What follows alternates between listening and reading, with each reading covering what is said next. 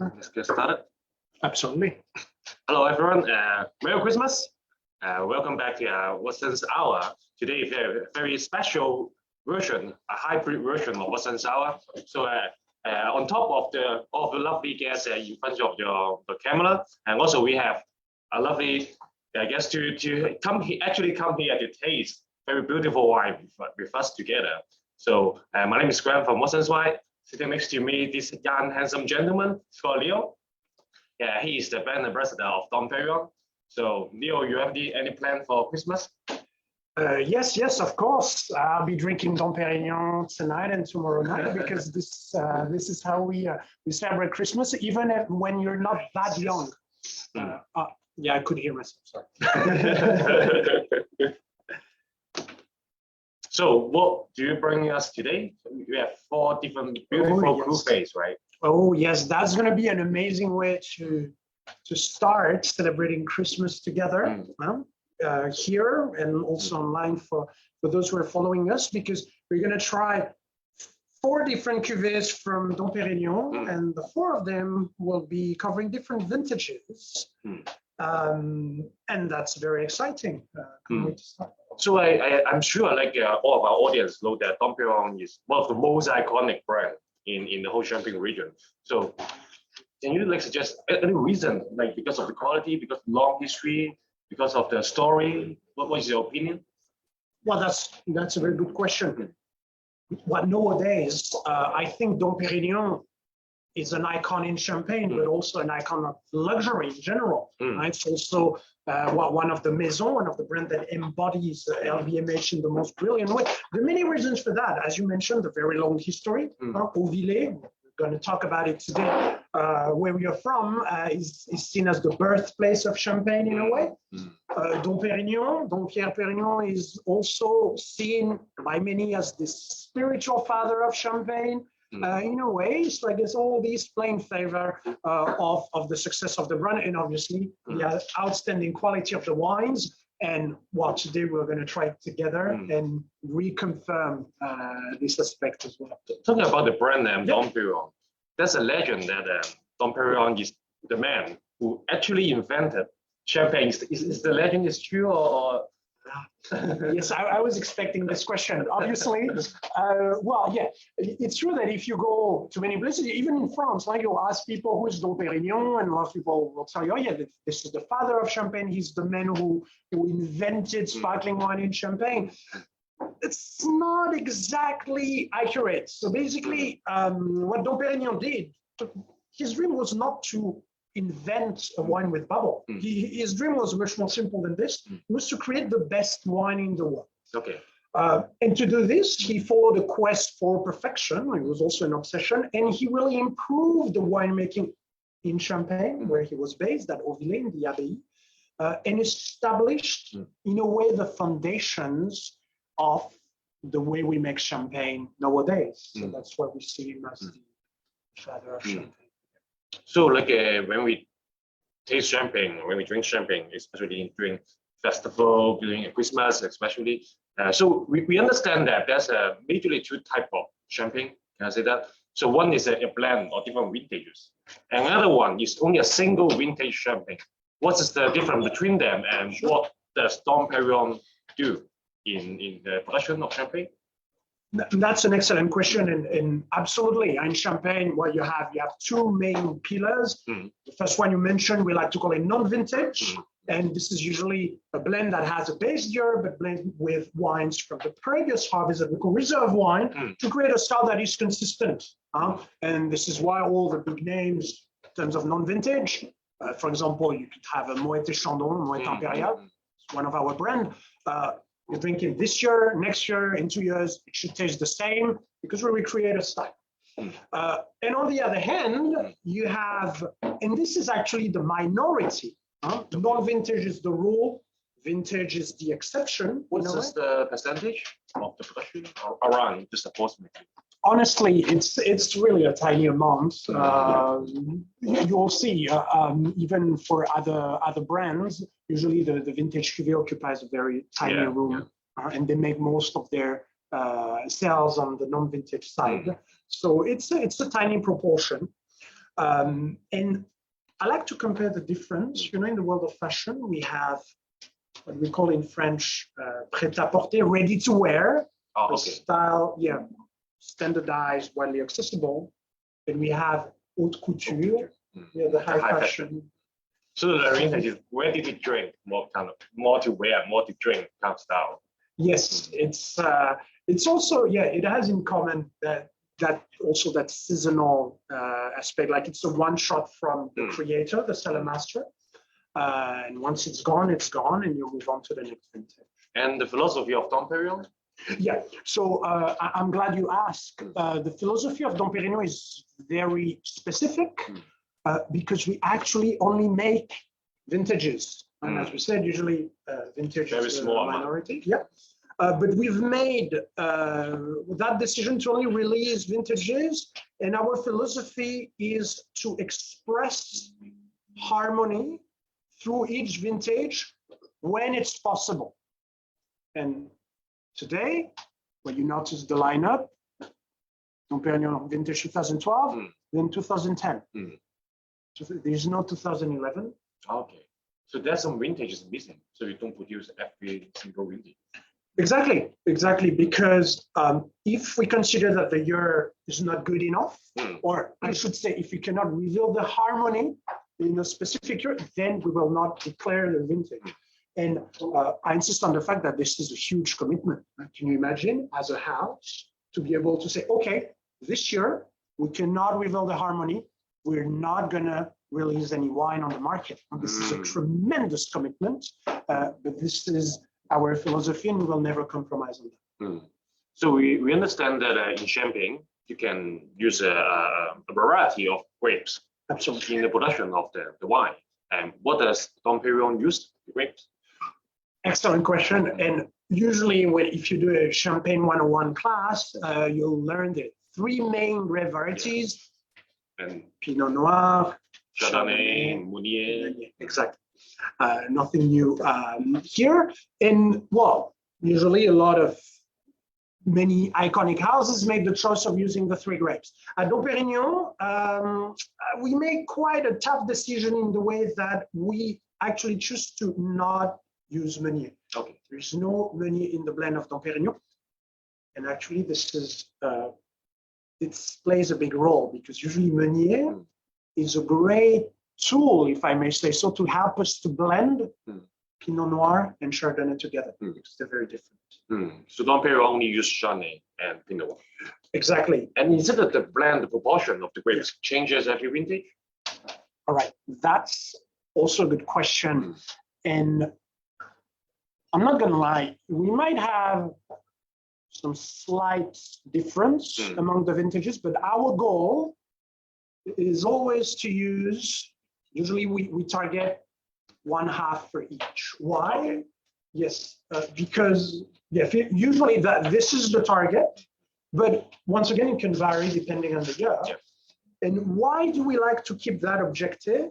Because at Dom Perignon, I anticipate probably your next question here, we like to play with contrast to create tension in the grapes. Because these two grapes, they're very different. Pinot Noir, black grape, in a blend, typically it's going to bring the intensity, the strength, the structure. Chardonnay is the opposite. It's white, gives you the elegance, the floralness. Facility. Exactly, absolutely. And combining these two in these proportions without the help of Meunier is actually a very difficult exercise. This is the beauty of it.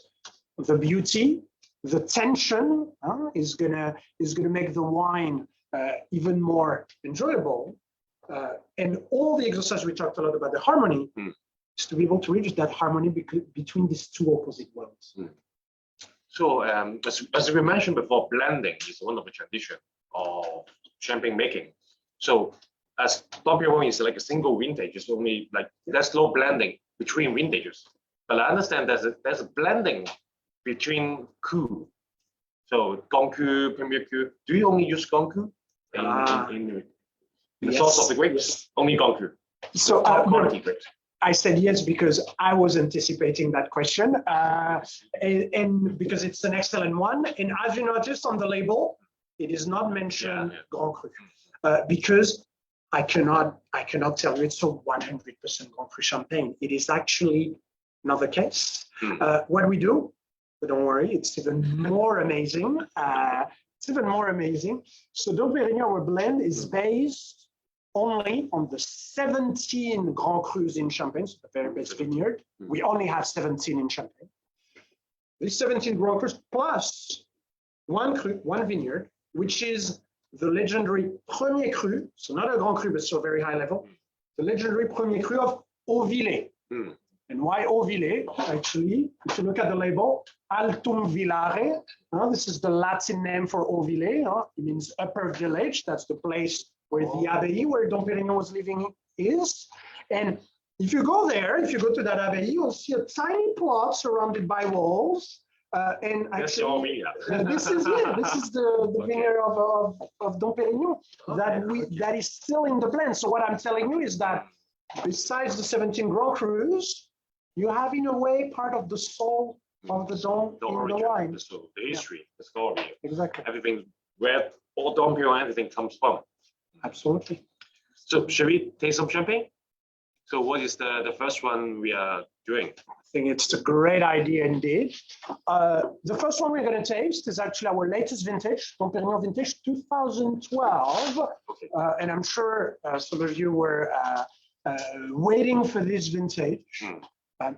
Actually, I haven't had many occasions to introduce it to people in Hong Kong yet. So this is a very exclusive opportunity.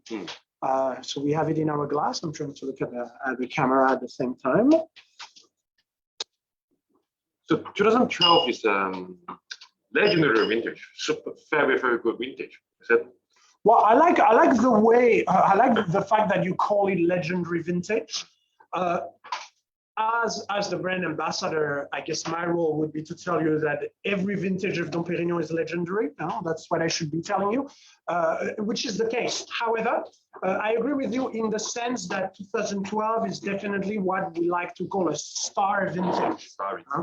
And this because besides this is a vintage you will encounter a lot in Champagne because it's seen as an amazing year indeed. Of course, it's never can be like all the vintages are excellent vintage. So what is the criteria to consider a vintage is a star vintage, as you said? All right, excellent question. First of all, in the case of Dom Perignon, once again, we only make vintages, and we're going to release a vintage only if we can reach that harmony. And remember, Pinot Noir, Chardonnay, the 50-50 harmony. Exactly. 50, that's not how we call it, but you got that idea to blend these two worlds.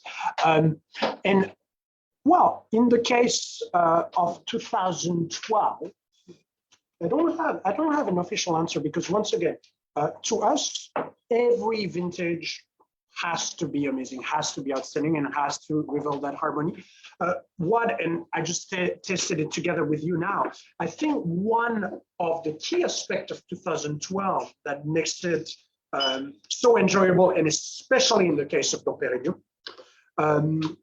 is the balance between the acidity, the freshness, that more, in a way, classic style, classic aspect of champagne, and on the other hand, that textured maturity and concentration that you will encounter, and that are combined beautifully in this glass. And once again, you get the harmony between these two pillars. And to me, it is absolutely beautiful. I'm an absolute fan of Dom Perignon Vintage 2012.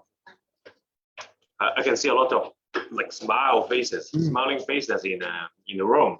Absolutely. So, but for the audience at home watching our live, can you like kind of briefly describe the taste, the structure? Sure, of I can definitely. One of the things before we talk more about the style thing, it's also interesting to talk about the year itself.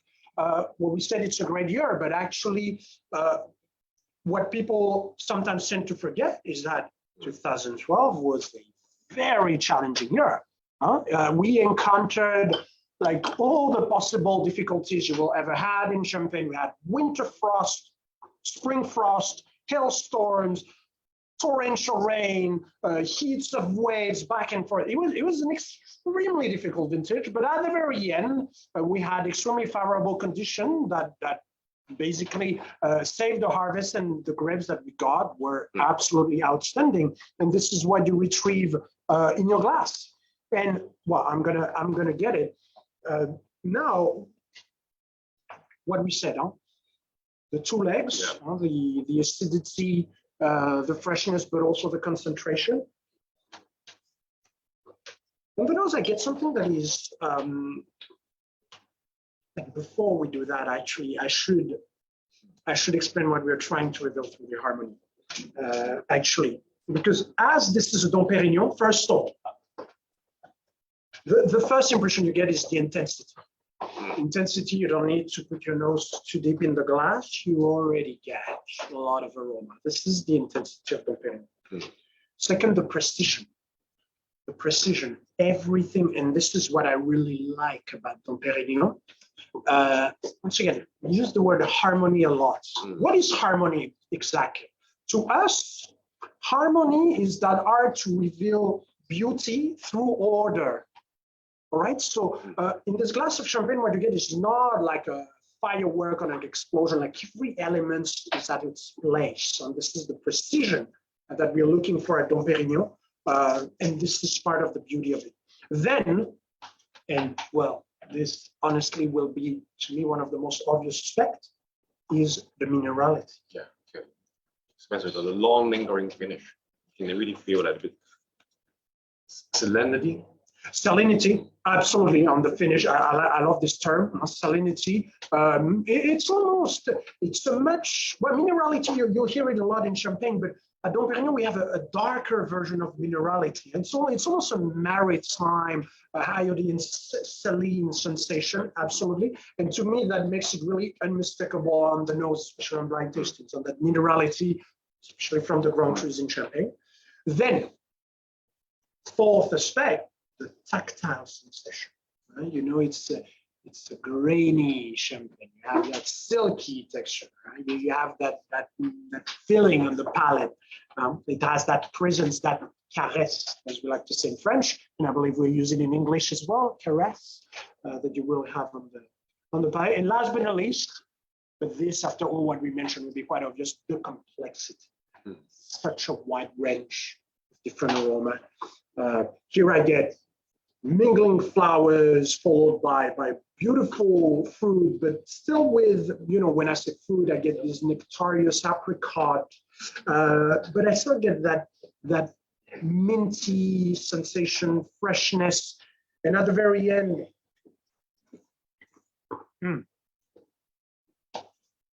lingering what you described, the acidity, and that's like bitter sensation. Beautiful vintage, very balanced. Star vintage for sure. I'm an absolute Very tasty. Before we go to the next one, sure. So I absolutely agree on your comment on the intensity. But some people will think that like if the wine is too intense, it will be like too heavy. But for me, from what I can find here in 2012, you got a very well balanced, very nice balance. That's what you're meaning in harmony, I would say. Exactly. So it's like it's supported by the fresh acidity and the minerality you mentioned. Although there's a lot of intensity in the fruit flavor, but on the other side of the balance, you have the acidity and the minerality. They make it it's like a harmony. Very nice. Beautiful description. I have nothing to add. I totally agree with you. So for the next one is another vintage. So Yes. 2010. The next one is 2010, and how's it different? 2010. I'm really glad we have it today. Why? Because 2010 is, well, will be soon the previous vintage. If 2012 in Champagne is seen as a star vintage, Yeah. 2010 in general, I'm talking about Champagne, on the Champagne region, is more like a forgotten vintage. Tell me if I'm wrong, but that's not a vintage I see often on the market in other houses. Yeah, it's more rare. Yeah. It's much more rare. Dom Perignon belongs to the few houses who made a 2010, and once again, if we make a vintage, it means it is outstanding. It means we can reveal harmony. So do not worry. Everything we mentioned so far will apply to 2010. But yes, one of the reasons why in Champagne in general, and especially among other houses, it's sometimes a forgotten vintage, is because it simply was a very challenging year. And I get the glass here, and you'll get yours very soon. When I say challenging, and I here obviously anticipate your next question on what is the challenge, I believe. Leo is very experienced in doing events and explaining different cuvées of Dom Perignon. Sorry if I can't. No. Please go ahead. Because I know, sometimes I can just go away with it. I say, it's a challenging year. Okay, next, let's drink it. But I know you will ask more. When we say challenging, few elements, but to me, definitely what makes the biggest impact in 2012 was that tremendous episode of rain that we had to face in August. And to give you an idea of how tremendous it was, we had the equivalent of 2 months of rain in 2 days. Can you imagine 2 months of rain in 2 days? Now this is in August, so basically when it's very warm, so it's an absolute disaster because you have the water and then the warm and humid weather that is lingering, and basically, especially for the Pinot Noir, it's very challenging because the botrytis was attacking the grapes. Okay. And as a consequence, and I'll go on this, and we're going to taste it because you finally got your glass. It was very challenging for us because the botrytis was spreading in the vineyard, and we had to make difficult decisions regarding the harvest, focus only on the healthiest plots. Okay. Especially, once again, the challenge was to preserve the Pinot Noir. And at the very end, we managed to do this exercise. But what is interesting, we like to call this vintage that we saved from the water. Eventually, we saved literally the grapes from that episode of rain, and there it is in our glass. Smell it. And another question, like you mentioned that there's a problem of the botrytis. So is the production of 2010 is much smaller than 2012?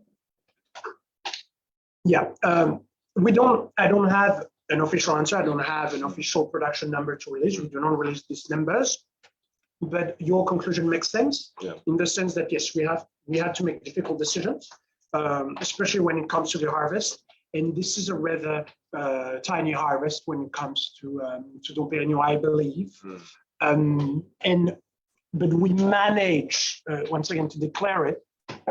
And we really wanted to because the Chardonnays that we had in 2010 were absolutely beautiful. And we definitely had to find a way to save this and to make this happen. And this is the result we have in our glass. Honestly, I'm very impressed. for 2010, for the so-called forgotten vintage in Champagne. You retrieve the harmony of Dom Perignon that we express with the 5 pillars that we just mentioned. They're here. It's intense, it's precise, it's mineral, it's tactile, it's complex. This is Dom Perignon. However, yeah, I believe you felt some differences with 2012. Yeah, clearly, yeah. On the palate, on the nose, the fruit profile is quite different. I would say it is a richer, riper kind of style, but at the same time, the same signature acidity and the minerality finish is still here. It's just the fruit profile a little bit different. What do you think? I agree with you. I agree with you, and that's the beauty of it. And actually, when you enjoy it, you might be surprised because in 2010 we have these notes, like almost these tropical character, these tropical notes that you will not find in every vintages of Dom Perignon. That might let you imagine that we get something slightly unique, but actually at the very end, totally agree with you. You go back to that minerality, to that in a way typical style of Dom Perignon with the 5 pillars that we mentioned. And yes, you have the influence of the vintage, but this is Dom Perignon still in your glass, and we reveal the harmony of the year. What else I can tell you here? At the beginning, we said we're targeting half Pinot Noir, half Chardonnay in the blend. Following the conversation that we had, you would be right if you make the conclusion that in the assemblage, we have slightly more Chardonnay than Pinot Noir. Okay. For this particular vintage, because once again, the Chardonnay was in excellent shape, and you'll have slightly more here. What about the aging scheme? Oh, yeah, this is actually something we should definitely talk about when it comes to Dom Perignon, because we've talked about the grape, we've talked about the vineyard. One more thing that is extremely important for us to reach harmony is the long aging on the lees in the cellar. So if I ask you what is the minimum aging for a vintage in Champagne, you tell me it's 3 years, absolutely. In the case of Dom Perignon, we do much more than this. We do at least 8, 9 years. It is a long time. But this is the time that we need to tame that paradox and to reach the harmony. And here, as a Dom Perignon vintage, yes, it will definitely have such a long aging.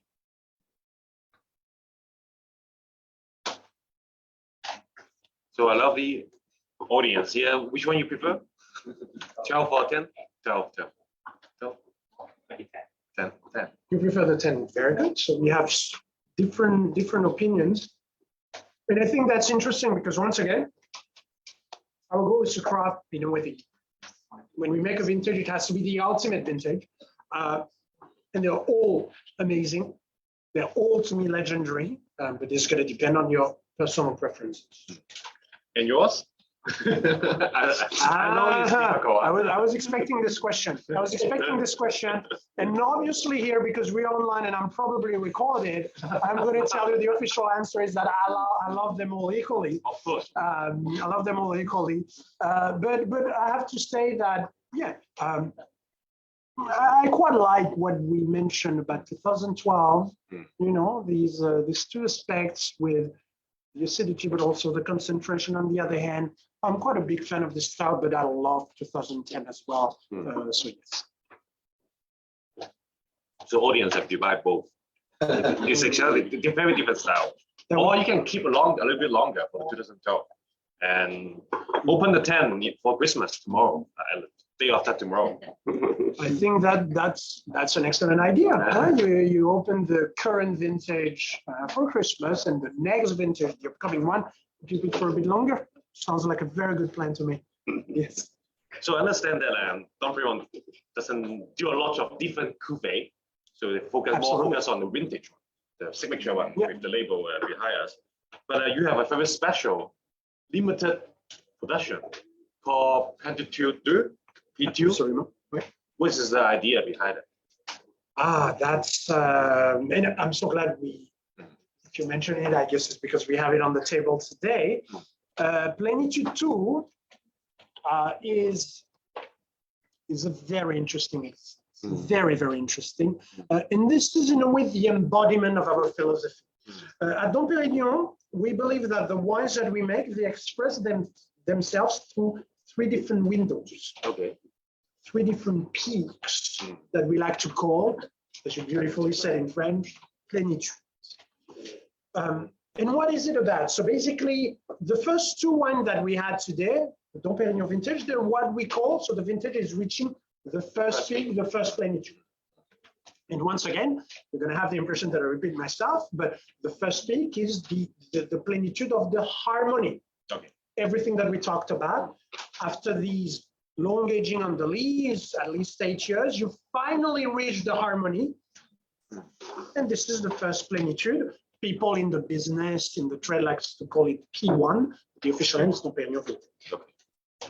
And then, and I take this opportunity to get my glass, we have P2. We have the second plénitude that we have the pleasure to taste here. And this is the second peak. And basically what happens here. So when we make a vintage, and in our case today it's 2003, so we released the vintage 2003 on the market. But what we did is that we kept some bottle on the side. We do not disgorge them. Okay. Still aging on these. Absolutely. They continue the transformation in the darkness of the cellar until they reach that second peak, that second plénitude that is reached usually after 15, 16, 17 years. Second plénitude, P2, and this will be the peak of energy. Energy. What we are trying to express here, so again, P1 is the harmony. Here is a complete different story. You get the energy. The wine is elevated. It unfurls across every dimension. It's wider, it's deeper. It's like, in a way, and I see, because today we're online and I see this beautiful high-tech material, this is to me a high-definition Dom Perignon, Okay. in a way. Okay, interesting. I just made it out for tonight, but I think because this is the theme. HD. Yes, high definition. Yes. The wine breathes more, it talks louder. You can feel it on the nose. It has so much energy here.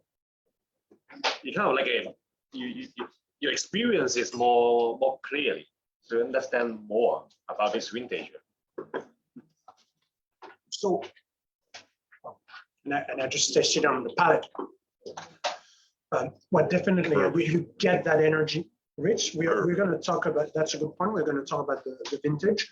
But to me, it's fascinating because P2, and when people ask me, what is your favorite champagne? I always mention P2 because it combines the maturity of an older vintage. So it has that maturity, has that wisdom in a way, but also the energy of a teenager, because it's just released. It's a newborn baby in a way. Yeah. And it combines these 2 aspects in such an amazing way that it keeps fascinating me. And while we had many dinners together, we've opened pizza together, but every time I open a bottle of pizza, it's always a special moment because of this. And 2003 is no exception. You really get a sense of that elevation, allowing us to reach that peak of energy. And if you go back to P1, I should say Dom Perignon vintage, you'll fill the gap in harmony, energy. And you mentioned there's a first stage called P3, I suppose. What's the idea behind it? Yes, actually, yeah. We said we have 3 windows. P3 is usually not available on the market, and I don't want to, create any trouble online. I do not have allocation for P3. So P3, obviously, but you got the logic. Everyone here, I believe, is the third plénitude, the third peak, and this is reached usually after at least 25 years. So this is, as you said, usually a vintage in champagne is 3 years. So it's a completely different level. 25 years, and this is in a way the moment where you can finally reveal the soul of Dom Perignon, and this is the peak of complexity. You reach complexity at its fullest. This is an absolutely amazing wine. do not get jealous. Even myself, I don't have many occasions to open P3. It is not available on the market, only some special occasion. Yeah. So this is the philosophy. Once again, we have the 3 windows. But today we are lucky enough to enjoy the second plenitude. What an amazing one! The energy. And we just have a touch on the vintage 2003, which is We should, definitely. rich in glass. Can you tell us a bit more about the vintage itself? Absolutely, and I'm glad you mentioned this because we talked a lot about the philosophy behind P2, which applies to all the release that we make. But in this case, we also need to talk about the vintage itself, 2003. And to me, even I try to hide my accent, but you can tell I'm French. As a French person, 2003. So I was trying to hide my accent. Chinese accent. You do it very well. You do it better than me. It's funny. Just kidding. It's good. It's good. We all try. We try our best. 2003. I was obviously still living in France, and to us, 2003 French people, it's an unforgettable year, but not necessarily in a positive way, because this is one of the hottest year we've ever witnessed. Is heat wave. Honestly, I still remember. I was there.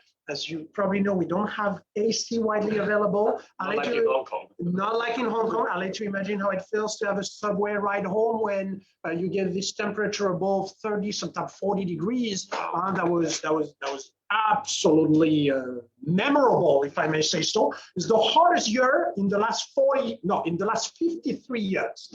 So absolutely unforgettable. I still have it in mind. And so we had to deal with, in August, in Champagne, once again, we didn't really talk about it, but I think everyone knows Champagne is definitely on the cooler side of climate.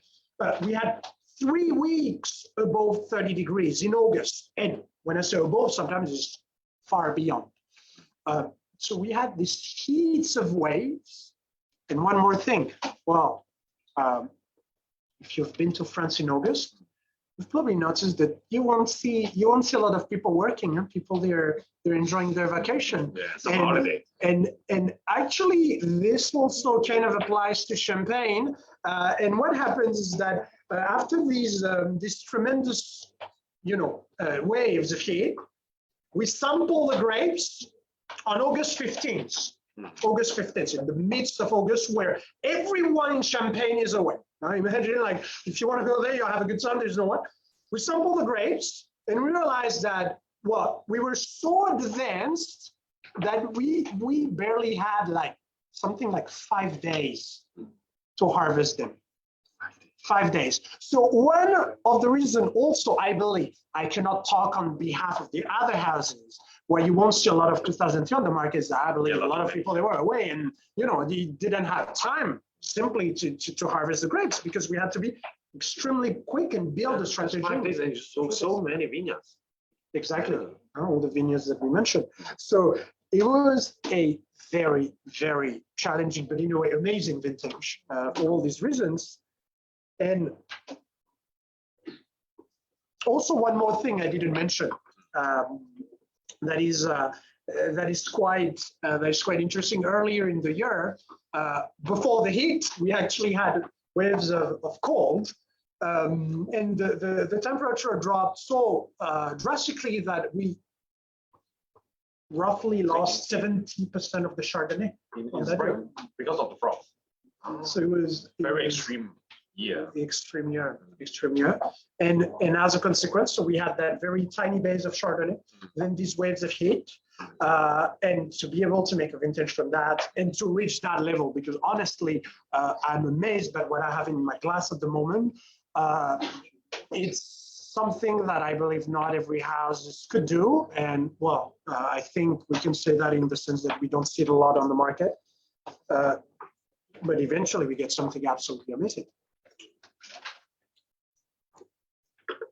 I mean, it still feels very young.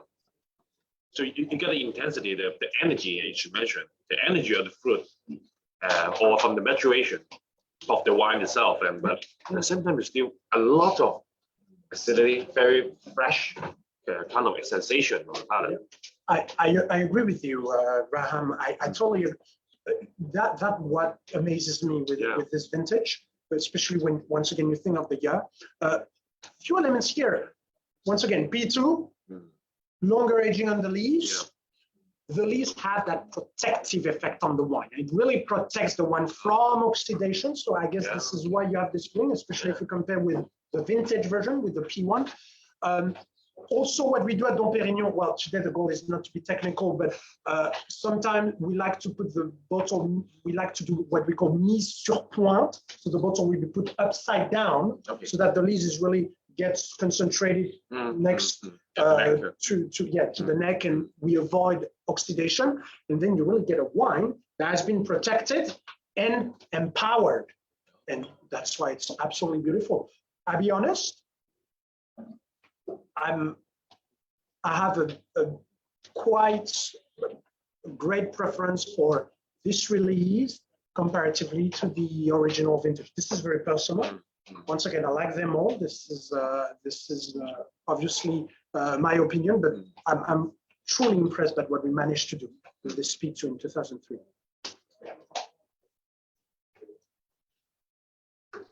One more element that I just recalled after testing it. It is also unusual for another reason, because once again, Pinot Noir, Chardonnay, we target that tension between the two grapes. But 2003, so the wine we are having now, has the highest proportion in Pinot Noir, 62% Pinot Noir. All right, so we clearly have a strong, the balance is definitely in favor of Pinot Noir. This is very unusual, and this is really what you're gonna find as well in the glass. That's why this is where the powers come from. Exactly. We mentioned the power, but also that we still get that acidity and that youth. I think you said it still tastes quite young, if I'm correct, if I remember correctly. Exactly. Our chef de cave, Vincent Chaperon, made a beautiful description when he introduced it to us internally, and that really stayed on my mind all the time. He compared this release to the cloudy sky of Champagne. So when you look at this, the cloudy sky is definitely part of the landscape. Yes. When you look at a cloudy sky, what happens? Sometimes you see the clouds, sometimes you see the sun. And here it's exactly what happens. Sometimes you see the sun, so that in a way glorious fruitiness for a warmer year. Sometimes you see the cloud. You go back to that minerality, to that tension, to what you mentioned. And you have both aspects combined beautifully in this glass that has so much energy, very energetic wine. Honestly, impressive, given what we had to face in 2003.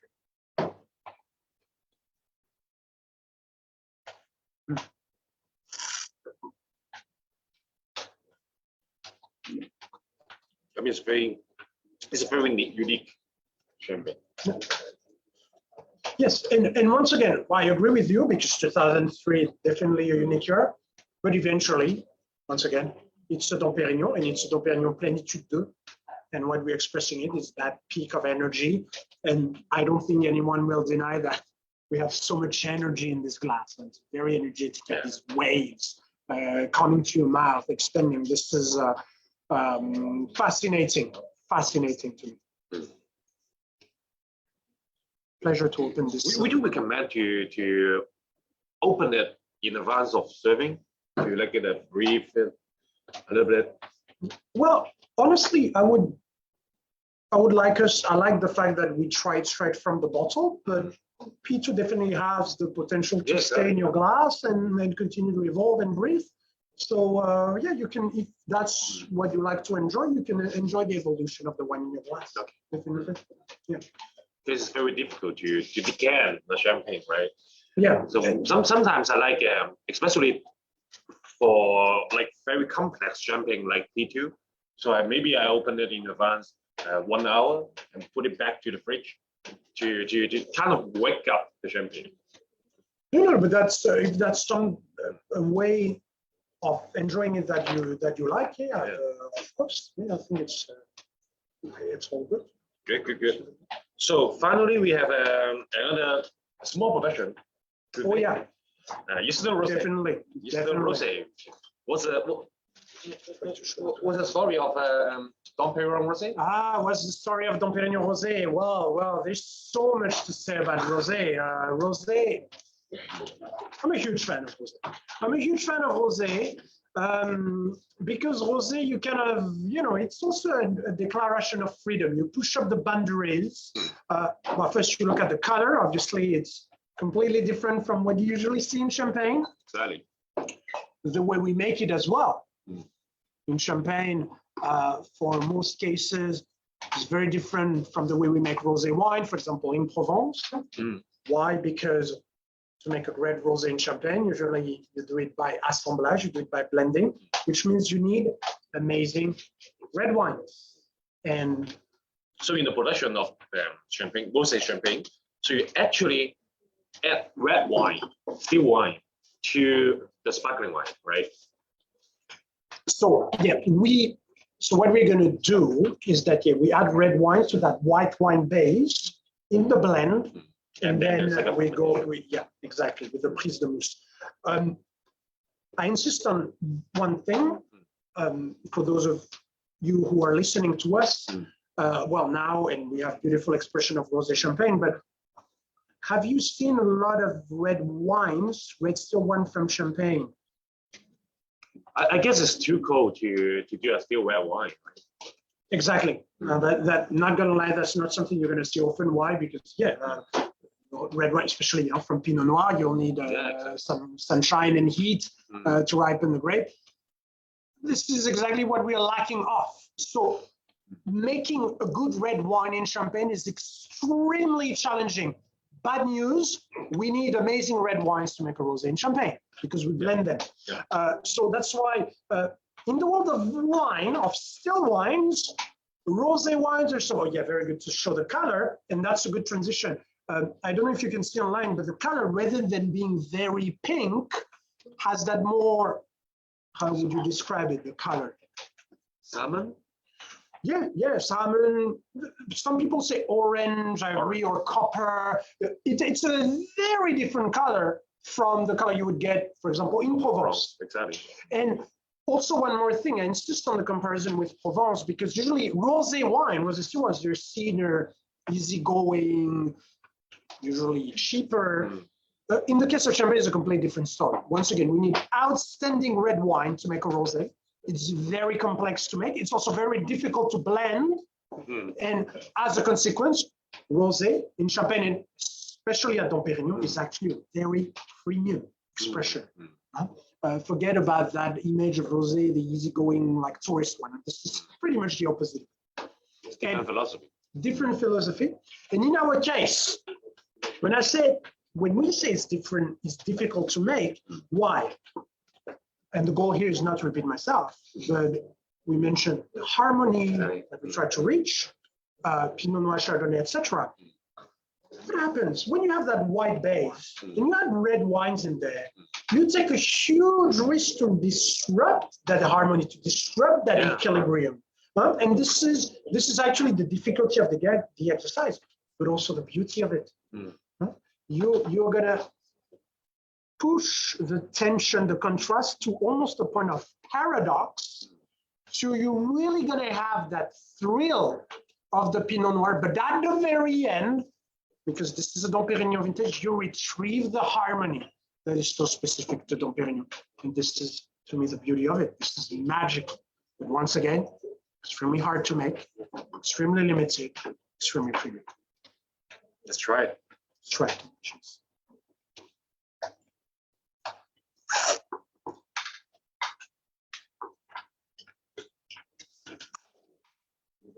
The floral looks here, much more floral looks compared to the blonde, let's say. Yep. you get also, well, you definitely feel the influence. Once again, the thrill of the Pinot Noir, this Pinot Noir red wines. We don't really communicate on that, but you can consider it's 20% of or more of red wine in the blend. In the case of Dom Perignon Rosé. That's quite a lot. It is quite a lot. Is it a norm of that amount, or it's just the style? All right. So I'm not going to spoil about the next release, but you will see. I'll keep some surprise for the next session. You'll see what we do. I don't want to, because I know we're online, but yeah, we'll cover that probably in the next session.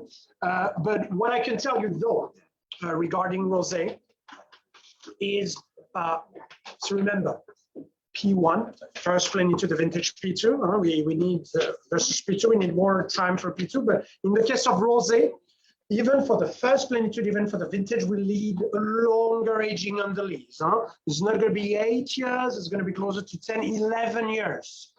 Once again, this is a lot. Now we are talking about a vintage champagne. Why? Because once again, you need even more time to integrate this red component, so that once again, eventually, you get that harmony. So once again, rosé, extremely precious expression.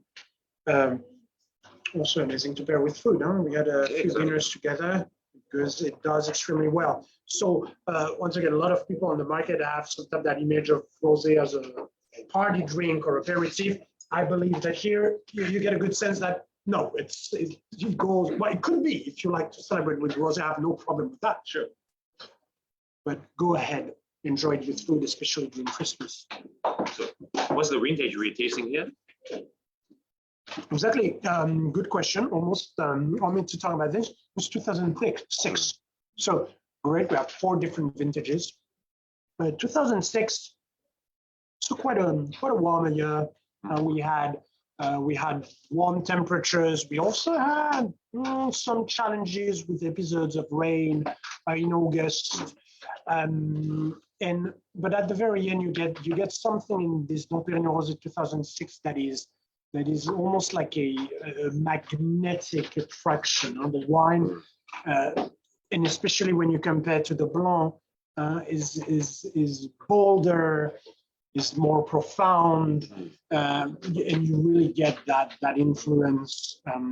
It's in a way what you're going to feel in the glass is, and this is pretty much what we're looking for with Dom Perignon Rosé, is that expansion. Like you expand when you push the boundaries. You add this component, and the wine will be much bolder, but still harmonious. That's the beauty of it.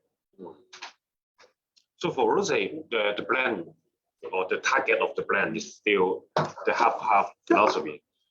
But is it for the Pinot Noir part? Did it include the still wine part of it? So usually, because we add, like in our case, roughly 20%, you have, yes, you get more Pinot Noir in the blend here. It's going to be above 55%, I believe. Okay. So yeah, it also has an impact on the final assemblage of the wine, definitely. But once again, we're going to adapt and don't want to spoil or reveal the next release of Dom Perignon, but the amount of red wine that we add to the blend will. They told me, I think last week, but I don't want to spoil it here yet. So until our next event together, so then we can reveal the secret. And that's a great excuse to have another event. So I also understand that for 2006, especially for this vintage, you have a very special project on the packaging. So can you tell us more about it? Oh, yes, I can, with pleasure. So we do not have the bottle, right? No. Just want to make sure. Okay, no problem. So we have, yes, we have the regular bottle, the regular release, absolutely. This is the one. And for 2006 rosé, but also people tend to forget sometimes for Dom Perignon Vintage 2010, we have that limited edition with that outstanding packaging that has been designed by Lady Gaga and her team. So that's going to be the Lady Gaga edition. I believe you're browsing now. That's excellent. Let me try to show the online. Yeah, that would be great. So we have the 2010, the 2006. However, with that collaboration with Lady Gaga, Rosé definitely will be at the center of it.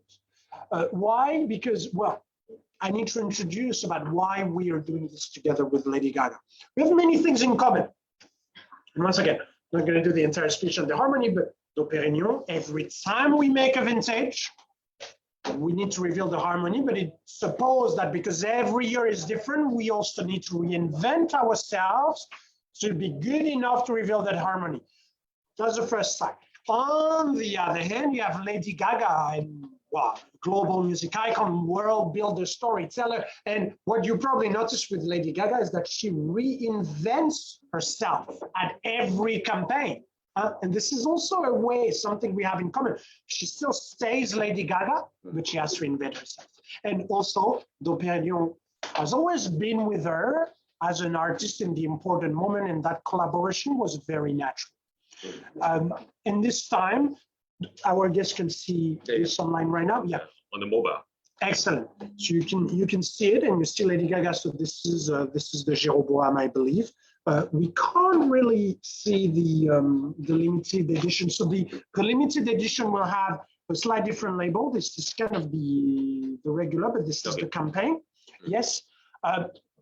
When we decided to do this collaboration, Vincent Chaperon, our stellar master, all immediately thought that Rosé would be at the center of it. Yeah.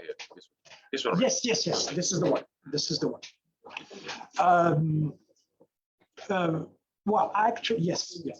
Vincent Chaperon knew it would be Rosé would be at the center of it. Why? Because it's everything we've said already. Rosé, it's a declaration of freedom, a creative freedom, and that's the common point we have with Lady Gaga.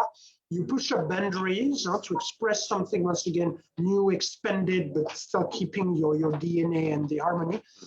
You capture the color of the Pinot Noir Gray in its primal radiance in a very bold assemblage, and that would be obviously an iconic way to embody this collaboration between these two creative forces, Dom Perignon and Lady Gaga. So I believe is it something that you also have some bottle? Yeah. Already saw.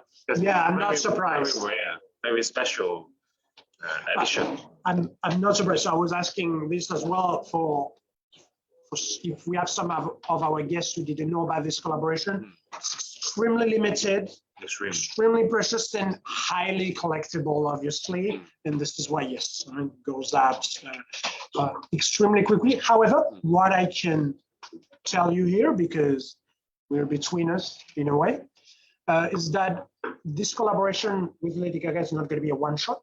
We'll continue. We'll continue the partnership. And probably, and here obviously I cannot reveal anything, but we might have more things coming up next year. So stay tuned. Okay, more events, more champagne. More occasions to share champagne together. Absolutely. Very good. So I understand that it's not your first time to collaborate with artists on the label design. So is it a practice that you will go on to do that? Yes. This is something that we do, and we've had iconic collaborations in the past, as you mentioned. More recently, we had Lenny Kravitz, Karl Lagerfeld in the past. One of the most iconic as well in the market is probably with Jeff Koons. Yeah. And you see on the market how valuable it is. Yes, because once again, Dom Perignon is an act of freedom, is an act of creation, and we have this in common in our DNA with some of the most prestigious creators in the world, such as Lady Gaga. And this is something we've been doing and we'll keep doing. But once again, this time is very special because we're going to continue it. Okay, thanks a lot for coming to joining us at the Rosen's Hour.